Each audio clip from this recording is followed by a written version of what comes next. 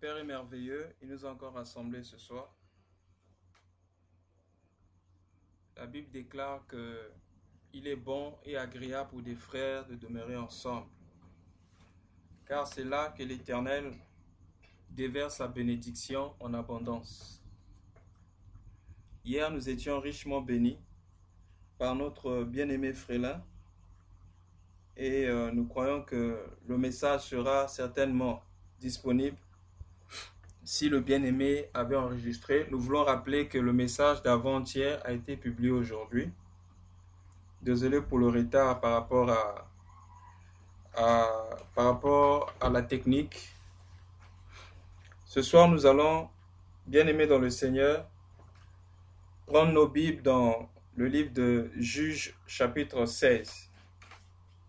Dans le livre de Juges chapitre 16, nous lisons à partir du verset 1. Juges chapitre 16, à partir du verset 1 jusqu'au verset 3.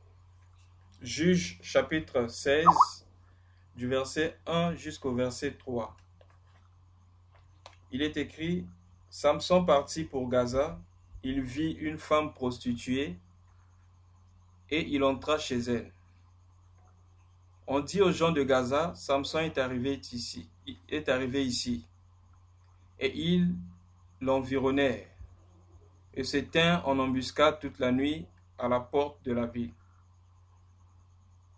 Ils restèrent tranquilles toute la nuit, disant au point du jour: nous le tuerons.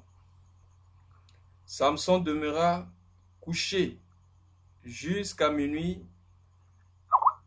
Vers minuit, il se leva et il saisit les bâtons de la porte de la ville et les deux poteaux, les arracha avec la barre, les mit sur ses épaules et les porta sur le sommet de la montagne qui est en face d'Hébron. Je vais lire aussi le verset 4 à 5. Après cela, il aima une femme dans la vallée de Sorek. Elle se nommait Délila. Les princes des Philistins montèrent vers elle et lui dirent: flatte-le, pour savoir d'où lui vient sa grande force, et comment nous pourrions nous rendre maîtres de lui. Nous le lierons pour le dompter, et nous te donnerons chacun 1100 cycles d'argent. Amen. Nous croyons que ces choses sont écrites pour notre instruction, comme l'apôtre Paul l'a écrit. Il a dit: toutes ces choses sont écrites pour notre instruction, nous qui sommes arrivés en ce temps de la fin, Et bien aimé, ce soir, nous allons encore revenir sur le thème, le danger du sommeil spirituel. Alors, pour nos bien-aimés qui nous ont rejoints aujourd'hui, nous allons repartir dans notre verset de base, dans 2 Samuel chapitre 11. Nous lisons 2 Samuel chapitre 11. 2 Samuel chapitre 11, et nous allons prendre le verset 1er jusqu'au verset 4. 2 Samuel chapitre 11, du verset 1er jusqu'au verset 4. Je lis la parole. L'année suivante, au temps où les rois se mettaient en guerre, en campagne, David envoya Joab avec ses serviteurs et tout Israël, pour détruire les fils d'Ammon et pour assiéger Rabat. Mais David resta à Jérusalem. Un soir, David se leva de sa couche, et comme il se promenait sur le toit de la maison royale, il aperçut de là une femme qui se baignait, et qui était très belle de figure. David fit demander qui était cette femme.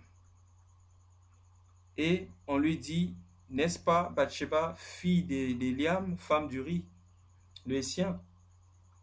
Et David envoya les gens pour la chercher. Elle vint vers lui et il coucha avec elle. Après s'être purifiée de sa souillure, elle retourna dans sa maison. Amen. Donc ça, c'est notre passage de base. Lorsque nous avions commencé à parler de ce thème, nous avions dans ce passage relevé un certain nombre de points qui montrent que l'homme dort spirituellement. Nous avons premièrement dit que si David était tombé dans le péché, c'est parce que David n'était pas bien positionné. C'est-à-dire, David n'était pas là où Dieu l'attendait. Si David est tombé dans le péché ce jour-là, parce qu'au lieu d'être à la campagne, David se trouvait dans le camp à Jérusalem. Donc nous avions dit, bien-aimés dans le Seigneur, lorsque nous ne sommes pas là où Dieu veut que nous soyons, c'est sûr et certain que nous allons commencer à dormir spirituellement et le sommeil spirituel conduit inévitablement au péché. Nous avions aussi pris l'exemple de Salomon qui avait bien commencé, l'Éternel était tout pour lui, mais à un moment donné, Salomon a commencé à aimer d'autres femmes. Et comment est-ce que cela avait commencé? Cela a commencé parce que Salomon commençait à aimer plus ce qui était de lui-même que ce qui concernait la maison de Dieu. Et nous avons lu ce passage dans lequel on dit que Salomon avait, pour construire la maison de l'Éternel, Salomon avait fait 7 ans et pour sa propre maison, il avait fait 13 ans. Donc ça veut dire que sa propre maison était plus importante que la maison de l'Éternel. Nous avons dit que lorsque ce qui est à nous, c'est-à-dire notre corps, notre chair, la convoitise, tout ce qui est à nous devient plus important que ce qui est de Dieu, plus important que la parole de Dieu, la prière, les réunions de prière, tout ce que nous faisons en Dieu, pour Dieu, c'est la preuve que nous sommes déjà en train de dormir spirituellement. Et si nous ne nous réveillons pas, nous risquerons de faire des choses au-delà même de ce que nous pouvons imaginer. Voilà pourquoi, bien-aimés dans le Seigneur, il est très important de veiller. L'apôtre Paul, écrivant aux chrétiens de Corinthe, il dit « Examinez-vous vous-même pour savoir si vous êtes toujours dans la foi. » Et nous avons ici, la fois passée, essayé de toucher l'histoire plutôt la lettre adressée à l'ange de l'église. J'ai oublié le nom de cette église. Mais on dit que les gens se faisaient passer pour des vivants alors qu'ils étaient morts spirituellement. Et cela, bien aimé, peut nous arriver aussi. Nous ne devons pas considérer l'approbation de Dieu par les manifestations spirituelles. Nous ne devons pas considérer l'approbation de Dieu par le fait que tout va bien en ce qui concerne notre vie naturelle, notre santé. Si le travail va bien, penser que Dieu est content de nous. Mais il nous convient, bien aimé, chaque jour de veiller si nous sommes toujours attachés au Seigneur. Et par rapport, je crois, à l'église d'Éphèse, nous avons aussi dit que cette église, malgré qu'elle avait la parole, malgré qu'elle ne supportait pas les hypocrites, mais cette église avait perdu quelque chose, le premier amour, le zèle qu'elle avait pour le Seigneur. Elle avait perdu le zèle, mais elle ne savait pas. Et il a fallu que le Seigneur parle au travers de son serviteur Jean, en envoyant la lettre à cette église, afin de réveiller ceux qui étaient là-bas. Alors aujourd'hui, nous allons essayer de voir un peu cet homme puissant, cet homme vaillant, qu'on appelait Samson. D'abord, la naissance de Samson. Samson est né par un miracle. C'est au verset 13.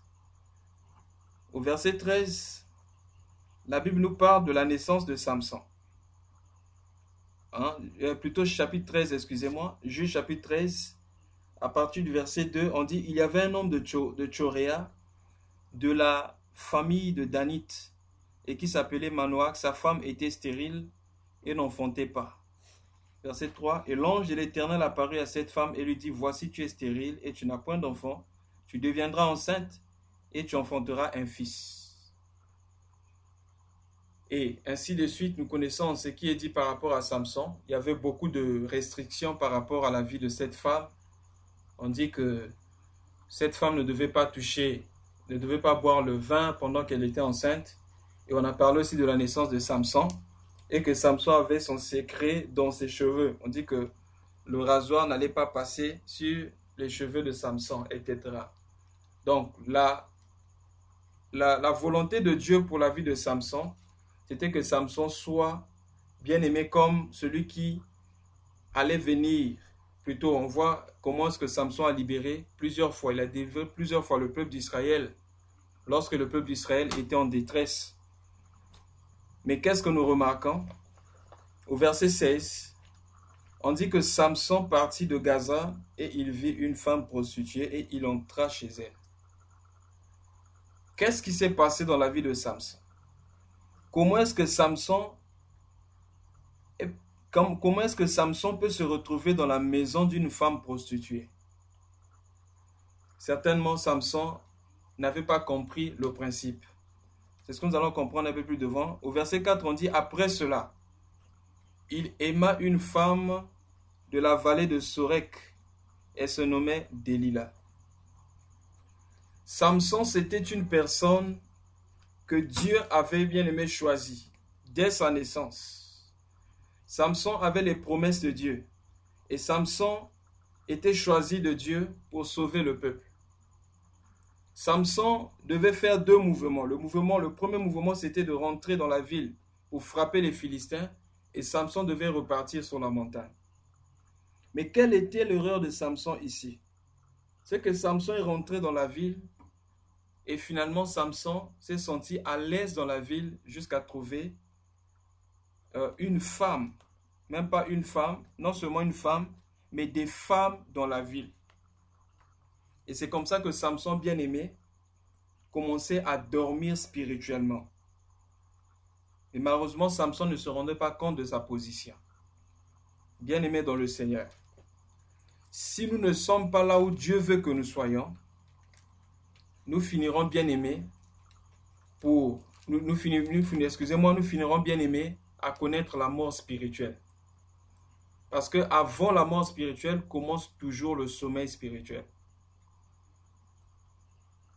Parce que l'apôtre Jacques écrit par rapport à la tentation, il dit, lorsque vous êtes tentés, que personne ne dise que c'est Dieu qui me tente. Mais vous êtes tentés vous-même. C'est dans Jacques chapitre 1, verset 13 à 15. Il dit, parce que vous êtes... on va lire ça. Dans Jacques chapitre 1, le verset 13 au verset 15. La Bible dit ceci, que personne, lorsqu'il est tenté, ne dise que c'est Dieu qui me tente. Car Dieu ne peut être tenté par le mal et il ne tente lui-même personne.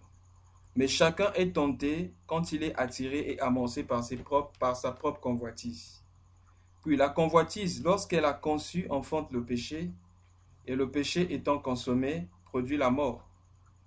Ne vous y trompez pas, mes bien-aimés. Je m'arrête à partir du verset 15. Alors, nous remarquons ici, bien-aimés, ces trois étapes.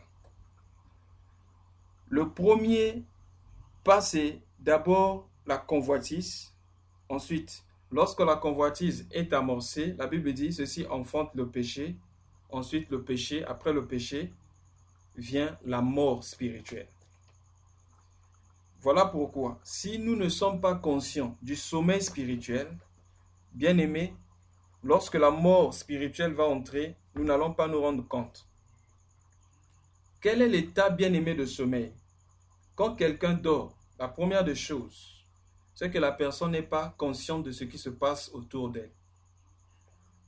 Lorsque nous devenons insensibles au péché, c'est-à-dire, on pêche, mais on ne sent plus des remords. C'est-à-dire que cela ne nous fait plus mal au cœur, comme lorsque nous avons cru au départ, lorsque nous avons reçu le Seigneur. C'est la preuve que nous sommes en train de dormir spirituellement. Lorsque, bien-aimés dans le Seigneur, la vie de la méditation de la parole ne représente plus rien pour nous. Je bénis le Seigneur pour le message de notre bien-aimé Paul de la fois passée, il y a 2 jours. Je crois que c'est ce qu'on a publié aujourd'hui. Je conseille aux bien-aimés de suivre ce message où on parlait de faire de la parole de Dieu notre délice. Vous savez, aujourd'hui, l'Église enseigne plus sur la prière. Demandez à Dieu, vous aurez telle chose. Venez dans la présence de Dieu. Les gens aiment beaucoup la prière. Mais lorsque nous lisons dans le livre de Psaume chapitre 37, du verset 4 au verset 7, la Bible dit « Fais d'abord de l'Éternel tes délices. » Et la Bible dit « Il te donnera ce que ton cœur désire. » Recommande ton sort à l'Éternel, mets en lui ta confiance, il agira. Mais aujourd'hui, qu'est-ce que nous faisons? Nous ramenons d'abord le verset 5 en premier avant de placer le verset 4. Dans Psaume chapitre 37, le verset 4 parle d'abord de faire de l'Éternel ses délices. C'est-à-dire, la parole de Dieu doit être notre délice. La connaissance de la parole de Dieu doit être notre délice. Et ensuite, nous présentons à Dieu nos problèmes. La Bible dit, nous, si nous mettons en lui notre confiance, le Seigneur agira. Donc, lorsque la parole de Dieu ne représente plus rien pour nous, bien aimé, c'est la preuve que nous sommes en train de dormir spirituellement. Vous savez, lorsqu'on dort, on ne mange pas. Celui qui dort ne peut pas manger. Donc, lorsque nous ne mangeons plus la parole de Dieu, lorsque nous ne mangeons plus, bien aimé, c'est la preuve que nous sommes en train de dormir spirituellement. Un chrétien normal doit soupirer après la connaissance de la parole de Dieu. Il y a aussi, bien aimé, la prière. Lorsque notre vie de prière baisse et que cela ne nous dérange pas, bien aimé dans le Seigneur, c'est sûr que nous sommes en train de dormir spirituellement. On peut bien aimé être actif aux réunions, on peut bien aimé être actif en réunion, mais la vie de repos n'y est plus. La vie de repos, bien aimé, c'est cette vie-là où nous marchons, bien aimé, constamment devant la présence de Dieu. C'est-à-dire, dans tout ce que nous faisons, nous sommes sensibles à la voix de l'Esprit. Voilà aussi, bien aimé, un signe du sommeil spirituel. Lorsque nous n'écoutons plus le Saint-Esprit, c'est la preuve que nous sommes en train de dormir spirituellement. Depuis quand avons-nous écouté l'Esprit? La Bible dit lorsque Dieu créa les cieux et la terre, chaque jour Dieu était en train de parler. C'est seulement le 7e jour que Dieu n'a pas parlé parce que Dieu avait créé l'homme le 6e jour et le 7e jour c'était le jour de repos. Le jour où Dieu devait communier avec l'homme. C'est sûr que le 7e jour, Dieu avait même beaucoup parlé parce que Dieu était en repos, il parlait avec l'homme. Donc lorsque nous n'écoutons plus la voix de l'Esprit, lorsque, bien aimé, nous ne recevons plus les directives venant de l'Éternel, c'est la preuve que nous sommes en train de dormir spirituellement. Il y a une autre chose, bien aimé, la joie. La joie, bien aimé, en ce qui concerne les choses de Dieu. David a dit, je suis dans la joie, lorsqu'on me dit, allons dans la maison de l'Éternel. Je me souviens, au début de ma vie chrétienne, il y avait un bien-aimé qui venait souvent me chercher à la maison pour qu'on aille à l'église. Mais dès que je le voyais, il m'énervait, il dit, ah, celui-là va encore venir me prendre ici. Il y a des chrétiens comme ça. Pour aller à l'église, pour prier, on doit les rappeler. On doit leur rappeler que c'est l'heure de la prière. On doit leur rappeler qu'il faut prier, qu'il faut lire la Bible. Bien aimé, c'est la preuve que nous sommes en train de dormir spirituellement. Donc, bien aimé, le cas de Samson, c'est quelqu'un qui était en haut, qui devait rester dans les hauteurs, mais Samson était descendu vers le bas. Vous savez, le Seigneur Jésus-Christ avait l'habitude de passer le temps sur la montagne.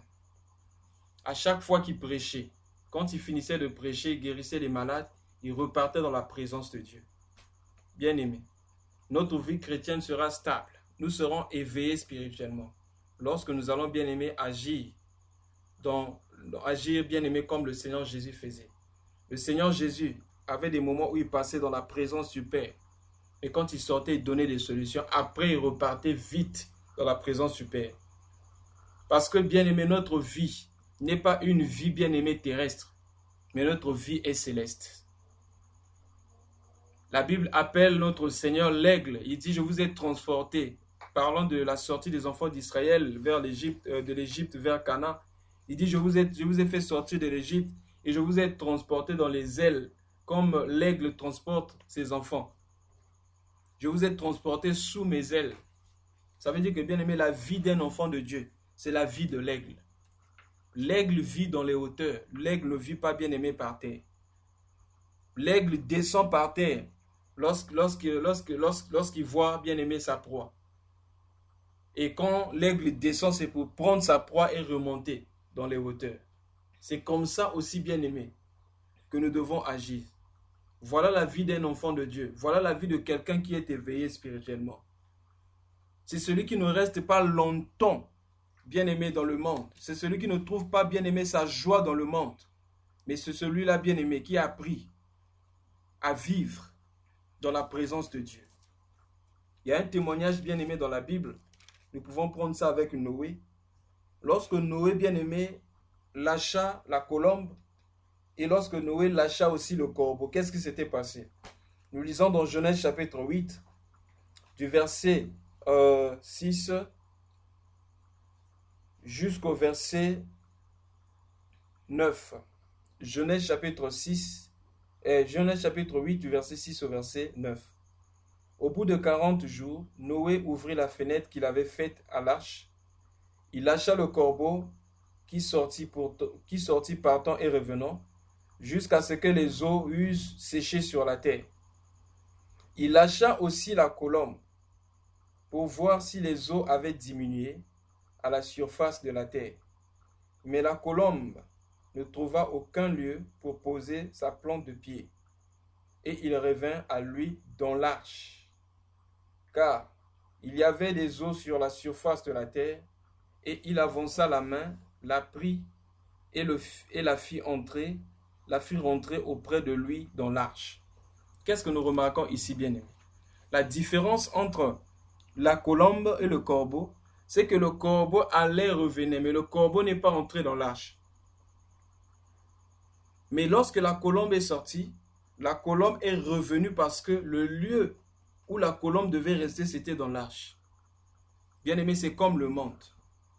Nous ne sommes pas déconnectés du monde. Nous vivons dans le monde. Le Seigneur Jésus, en priant pour ses disciples, il dit, je ne te prie pas de les ôter du monde, mais de les préserver du mal. Mais qu'est-ce que nous remarquons?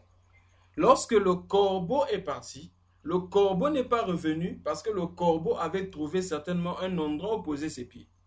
Je suppose que lorsque il y avait encore peut-être les eaux sur la terre, où les eaux étaient en train de sécher, il y avait peut-être des corps partout. C'était la pourriture parce que Dieu venait de détruire la terre. Mais le corbeau s'est senti à l'aise dans cette pourriture. Cependant, la colombe ne pouvait pas trouver de place, un endroit où poser son pied là-bas, parce que la colombe ne supporte pas, bien aimé, la corruption. La colombe ne supporte pas l'impureté. Donc la vie de la colombe et du corbeau, c'est l'image de deux types de chrétiens. Il y a des chrétiens, dès qu'ils trouvent une opportunité sur la terre, c'est-à-dire dans le monde, ils se donnent totalement au monde. C'est comme s'il était de la terre. Bien aimé, faisons très attention.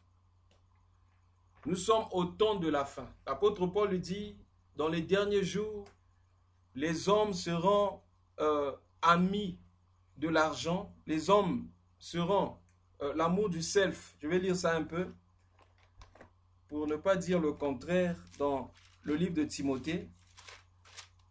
Dans 1 Timothée, excusez-moi, dans 2 Timothée 3, à partir du verset 1, la Bible dit, sache que dans le dernier jour, il y aura des temps difficiles. Car les hommes seront égoïstes, amis de l'argent, fanfarons, blasphémateurs, rebelles à leurs parents, ingrats, irréligieux, et sensibles, déloyaux, calomniateurs, intempérants, cruels, ennemis de gens de bien, traîtres, emportés, enflés d'orgueil, aimant le plaisir plus que Dieu. Donc, bien-aimés dans le Seigneur, en ce temps de la fin, l'une des tactiques de l'ennemi, c'est occuper les hommes. Occuper les hommes de telle sorte qu'on n'ait pas du temps pour nous-mêmes. Voilà pourquoi. Ne vous inquiétez pas, d'ici à 2 ans, vous verrez qu'il y aura encore plus de jeux, plus de distractions, spécialement sur les réseaux sociaux. Il y a des jeux partout, des histoires pour faire rire, en tout cas beaucoup de choses. Le but, c'est quoi? faire de telle sorte que l'homme soit tellement occupé avec l'obligation dans certaines, par exemple, compagnies, de prendre, par exemple, la carte de crédit et les publicités qui, qui passent tout le temps, bien aimé, sur les réseaux sociaux, même si tu ne veux pas, les publicités passent. Et sur les publicités, ce sont des discounts, plutôt les réductions, les soldes de 50%, etc. Même si tu n'as pas l'argent, tu peux acheter avec la carte de crédit. Mais non, puisque tu n'as pas l'argent dans ta carte de crédit, on te propose qu'il y a des bonus pour ceux qui vont travailler plus. Qu'est-ce que tu fais? Tu seras obligé de travailler. Entre-temps, le temps est passé. Tu ne peux pas rattraper le temps que tu as perdu. Le temps que tu devais dans la présence de Dieu, tu ne peux pas rattraper cela. J'avais vu une image sur Facebook qui m'avait beaucoup édifié. On a montré deux familles. Une famille dans les années 1980 et une autre famille les années 2015. En 1980, la famille se retrouvait. Ils étaient tous à genoux en train de prier. Et en 2015, chacun avait son téléphone en main.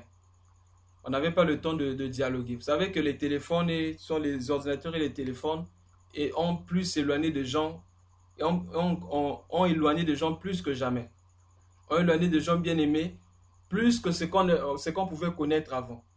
Les ordinateurs ont fait que les gens sont devenus très solitaires. Deux personnes qui dorment sur le même lit, ceux qui vivent sur la même maison, ceux qui vivent dans la même maison, dans le même toit, sont plus divisés, séparés que ceux qui sont connectés avec ceux qui sont dans d'autres pays, que ceux qui sont bien aimés avec eux dans la même maison. Bien aimés, nous devons faire très très attention. Les réseaux sociaux prennent du temps. Il y a beaucoup de choses bien aimées. Plusieurs choses à dire sur ce point. Nous savons tous comment ça se passe. Mais bien aimés, faisons très attention. Le malin peut utiliser aussi les réseaux sociaux pour endormir les chrétiens. On n'a plus le temps de prière, on n'a plus le temps de méditer et on veut rapidement écouter. Voilà pourquoi aujourd'hui j'ai croisé des chrétiens par exemple qui n'ont même plus le temps de méditer. Méditer pour écouter Dieu directement. On a trouvé le moyen facile d'écouter les messages par exemple sur YouTube. Je n'ai pas le temps de lire la parole et que je vais mettre une prédication. Ce n'est pas mauvais. Les prédications édifient.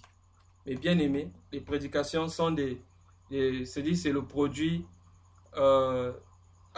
second hand. Comment on dit ça? Le produit...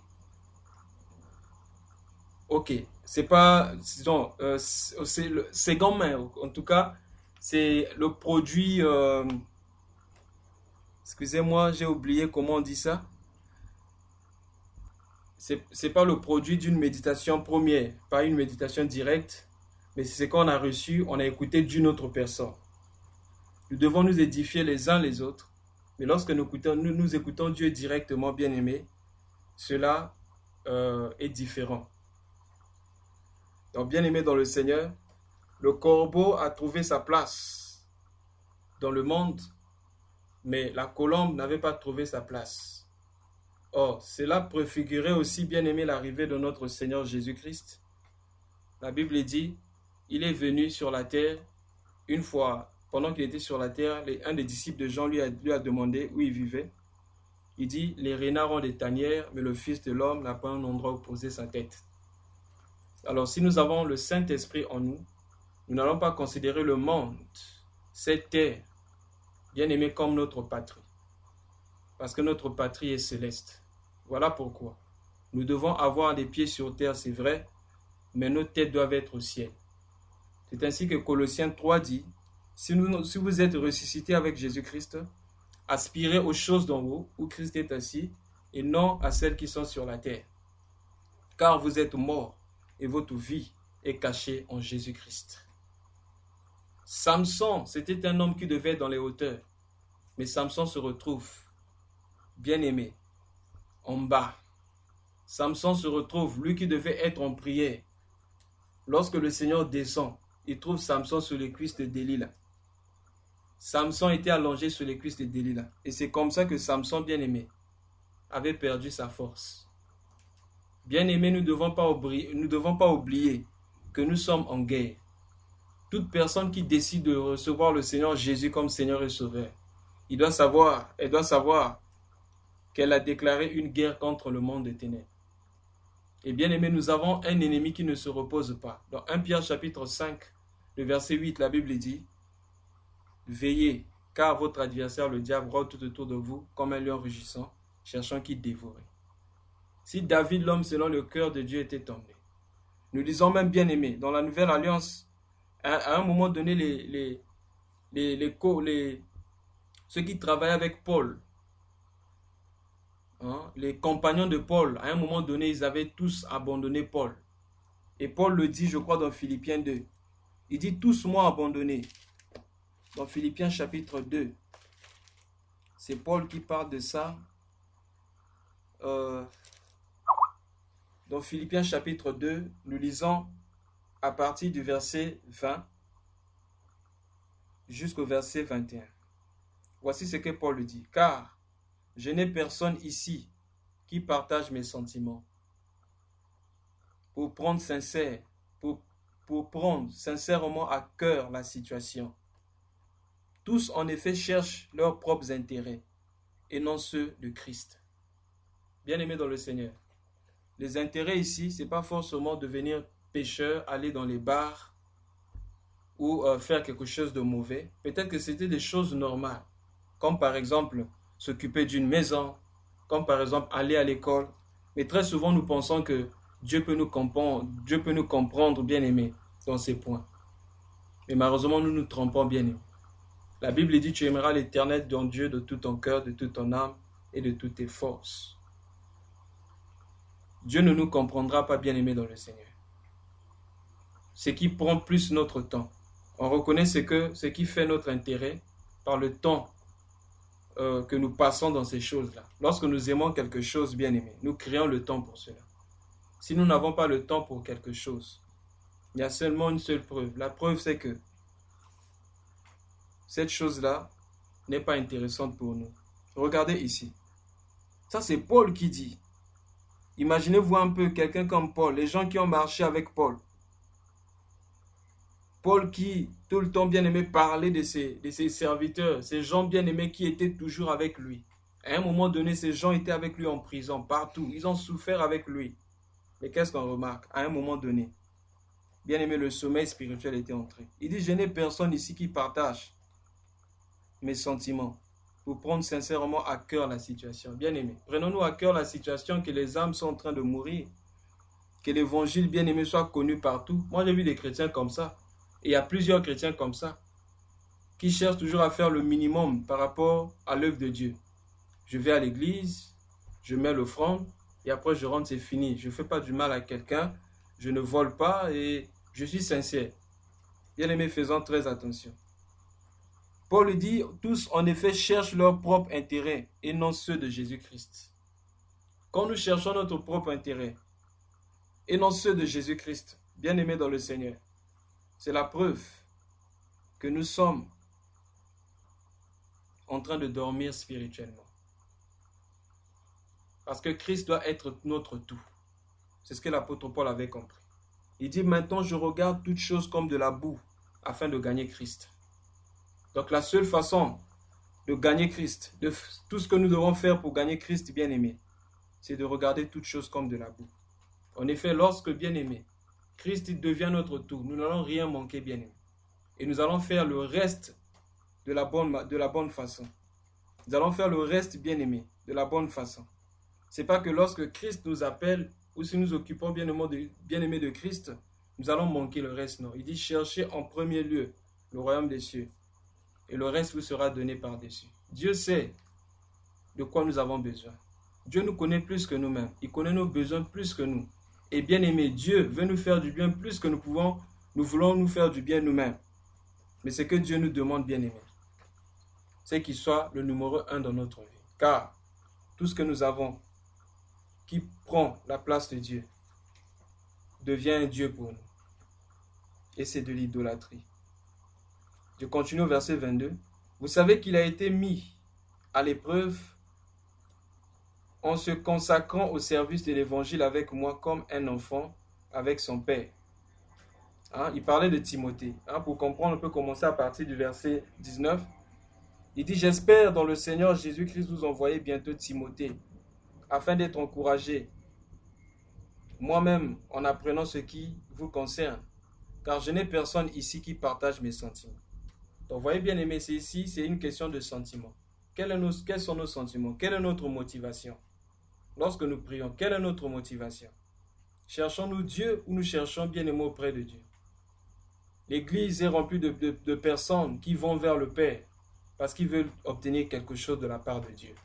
Et bien aimé, ça ne doit pas être notre cas, bien aimé.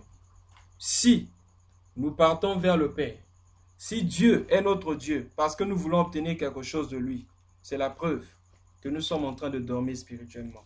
Et ça, nous pouvons voir ça dans la vie de Jacob. Lisons ça, c'est le dernier verset.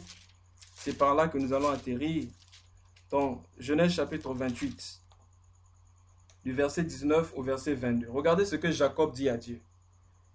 Il donna à ce lieu le nom de Bethel, mais la ville s'appelait auparavant Luz. Verset 20.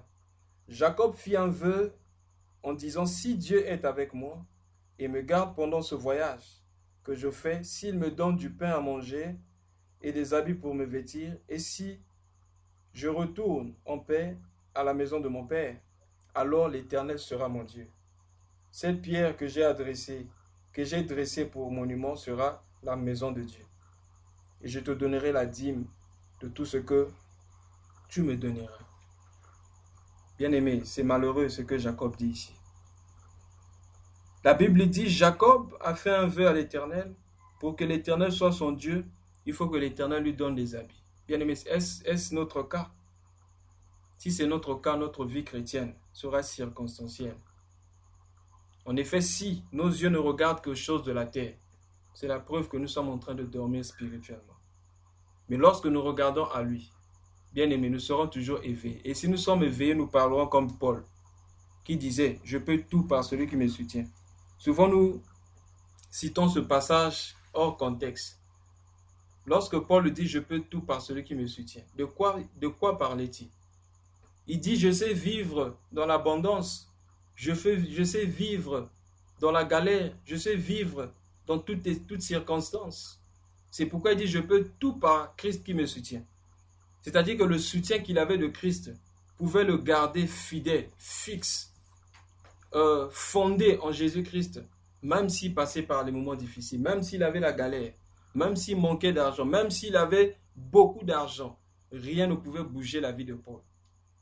Mais regardons nos vies bien-aimées dans le Seigneur. Il y a des chrétiens qui prient seulement quand tout va mal.